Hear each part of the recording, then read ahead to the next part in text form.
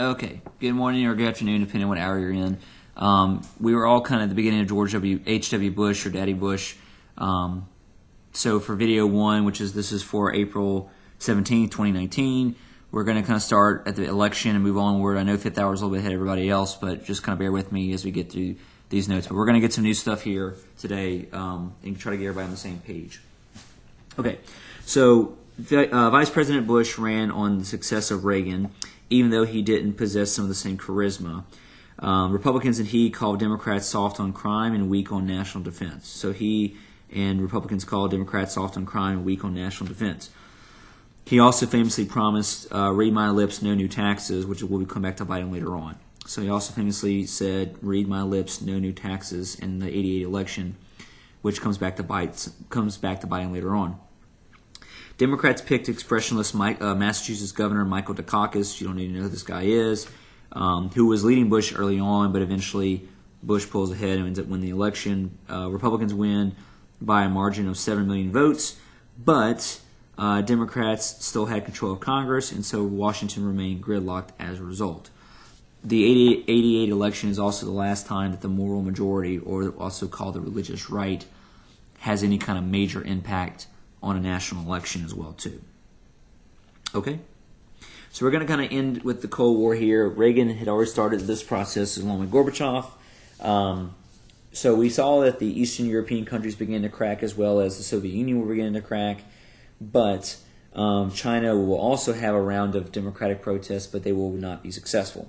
So in April of '89, which will last until June of '89, there'll be a series of pro-democracy protests, especially led by students in Beijing,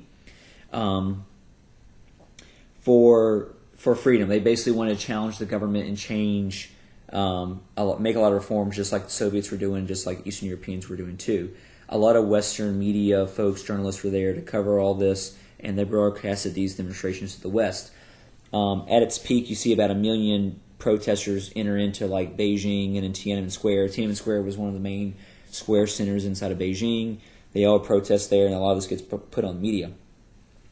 But the government does shut it down and crushes the protests. They send in tanks. They kill hundreds of people. They arrest thousands of people.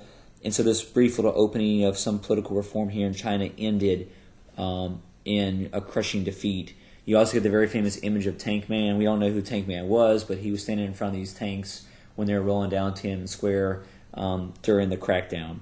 But so China, long story short, will not give in to these political changes that other communist countries are doing. But East Europe will, so moving on to East Europe. So in the late 80s, Gorbachev announced he would no longer support Eastern European countries with Soviet troops. So Gorbachev is not going to keep Soviet troops as a major presence in Eastern Europe any longer. And that leads to countries like Poland to begin to challenge their government, like with Solidarity. And so they elect, in 1989, Lech Walesa as president. And so Poland is going to be an example with Solidarity as this model country for how to get rid of your government. So by the late 80s, many other countries begin to also challenge and overthrow their communist governments because the Soviets under Gorbachev will now challenge this and not try to stop it from happening. The most famous example of this is the Berlin Wall coming down. So in November of '89, you're going to see people begin to tear down the Berlin Wall. Essentially what happened was that an East German leader made this comment, like he was like, yeah, of course East and West Berliners can travel across and visit each other. So when people heard this, they're like, well, we don't need the wall anymore, and that wasn't really what he intended, but it happened anyway. So a lot of people go out there with crowbars and pickaxes and whatever they have and just begin to tear down the wall. And I don't know how well you can see this picture, but there are people out here in these crowds literally just tearing the wall down with ropes and whatever tools they have. So the Berlin Wall coming down and the countries in East Europe going away from communism all signal that the Cold War is coming to an end very soon. Also, because of these countries rejecting communism and the Soviets, the Warsaw Pact will also collapse as well, too. Then you get to 1990 with the collapse of the Soviet Union. So by 1990, the only country that really remained was the Soviet Union. And you got to remember the Soviet Union was actually a collection of different countries. It was, not just Russia, but also like Estonia and Latvia, as well as like Tajikistan and Kyrgyzstan, those areas. Well, anyway, they also began to have this nationalist desire for self-determination. So they also began to have this nationalist desire for self-determination, and so they began to overwhelm the USSR government in 1990. States began to declare their independence one by one. And so there's about 13 countries in the Soviet Union, and one by one they all declare their independence.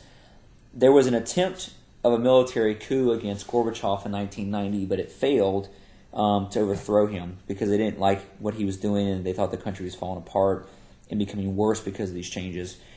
But even Russia, so the revolt, the coup was unsuccessful. And even Russia over time will also vote themselves out. So as time goes on, all the countries vote themselves out. None of them select Gorbachev or these guys as their leadership. So by December of 91, all of the countries in the Soviet Union have voted themselves out. So essentially Gorbachev has no country left to represent by December of 91 as well. Russia will elect their revolutionary leader, a guy named Boris Yeltsin. Yeltsin spelled Yeltsin, Boris Yeltsin. He became the new Russian president of the Russian Federation, which is what they still are today. They are technically a democracy and a free market economy. So they were much more that way in the 90s, but then whenever Putin takes over in 2000, they've become much more restricted again. But in general, they're not like the Cold War anymore like they used to be. But essentially, the Cold War comes to an end in 91 when the countries all leave and vote themselves out as a result. All right, so the results of the Cold War and results of Bush efforts and so forth. In 91, Bush and Gorbachev signed a new treaty called START 1. START stands for Strategic Arms Reduction Treaty. So START 1 stands for Strategic Arms Reduction Treaty, START 1. It actually replaces the old SALT Treaty Nixon made back in the early 70s. But the goal of the START Treaty that Gorbachev and Bush signed here in 91 reduces the total number of nuclear warheads each country has to under 10,000. So START 1 reduces the number of nuclear warheads to under 10,000 each for each country. And it won't happen right away. It'll take place over the course of 10 years or so. But slowly but surely they begin to reduce the total amount of nuclear warheads they each have. And it actually expired, I think, around 08, 09, and Obama made a new one. So we're under the what's called the New START Treaty, which lasts until like 2021 or 22, I believe. So we're still under a treaty like that currently. But SALT 1 dissolves with the START Treaty. And even after the Soviet Union becomes Russia, the treaty still is in effect.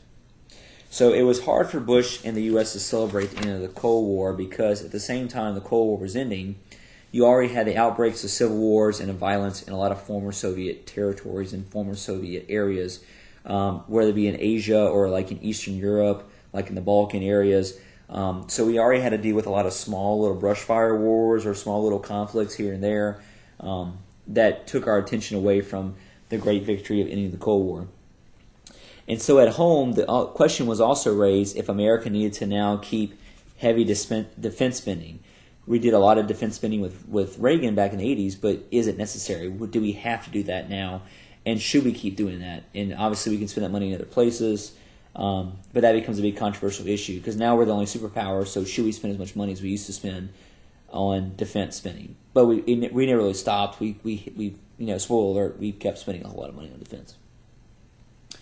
So one of the first things that we deal with Bush that's non-containment related or non-communist related is the invasion of Panama.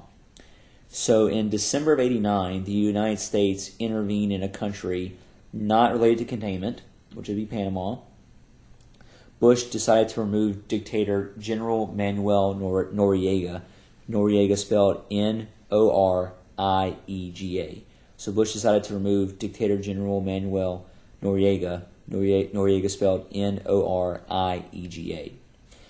Because Panama was running a drug pipeline into the United States, so they needed to go in and remove Noriega to stop this from happening. And so whenever we removed Noriega, which was very successful, it was very much an in-and-out operation. After we removed Noriega, then we oversaw the elections for their new government as well, too. So that was the invasion of Panama. Probably the foreign policy event that Bush is most remembered for is the Persian Gulf War. So in August of 1990, Iraqi dictator Saddam Hussein decided to invade Kuwait. So I don't know how well you can see this here, but you got this map right here, this light area is Iraq. Down here is Kuwait. And you have Iran here, and you got, or Iran. You have Lebanon over there, as well as Israel in those areas. So anywho, Saddam Hussein claimed that a long time ago Kuwait used to belong to Iraq, which is the connection was kind of, very loose at best. But he claimed it was theirs. Mostly he wanted it for its resources and oil. So in August of 1990, he invades it. So Bush wants to be very careful. We don't want another Vietnam on our hands. So he's very careful to talk to Congress and the United Nations to basically put together an international coalition to put pressure on Hussein. So the United States with Bush and the United Nations will work together to put international pressure on Hussein to withdraw, but he won't. So then we decide with the United Nations to go basically take him out. Not to go invade Iraq, but to just liberate Kuwait. So the whole point of the Persian Gulf War is to liberate Kuwait and not actually take down Iraq or take down Saddam Hussein. So Congress allowed Bush to send forces to Kuwait in January of 91 in what was called Operation Desert Storm. So first you had Desert Shield. Desert Shield was in 1990, where we're basically trying to contain Saddam Hussein where he was. And then when we actually start to bomb and start to attack, that'll be called Operation Desert Storm. And so we put about 500,000 Americans involved in this, and then about 28 other nations will get involved as well. So about 500,000 Americans get involved in this, as well as 28 other nations as well.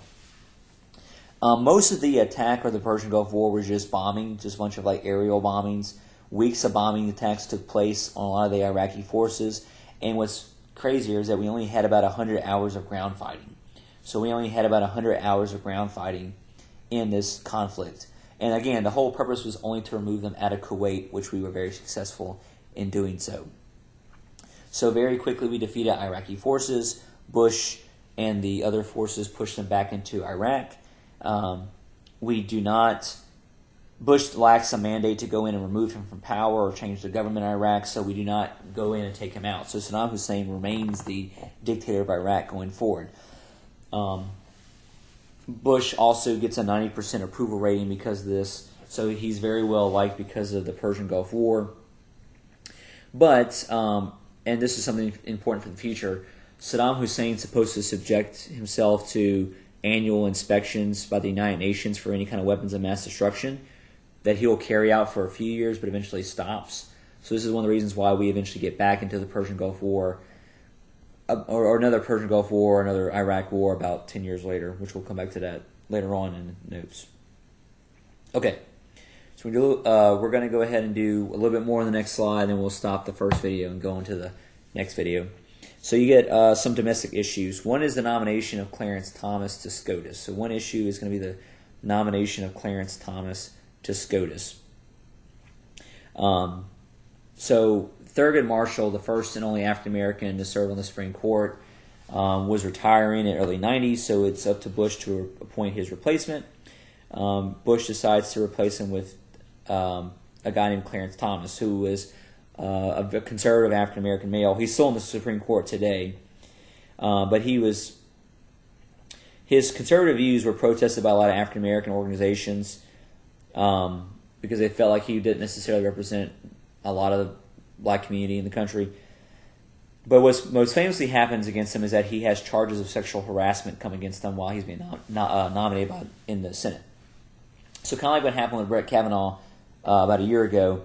Whenever he's on, not on trial, but when he's in his hearings for nomination in 1991, one of his former aides, a lady named Anita Hill, charged him, or basically accused him of doing sexual harassment. Nothing sexual assault related, but essentially, while she worked for him, he made a lot of suggestive and ugly remarks to her and so forth. And so anyway, there was never enough evidence to substantiate some of the things she was saying, even though she might have been telling the truth. We still don't really know to this day how much was true or not.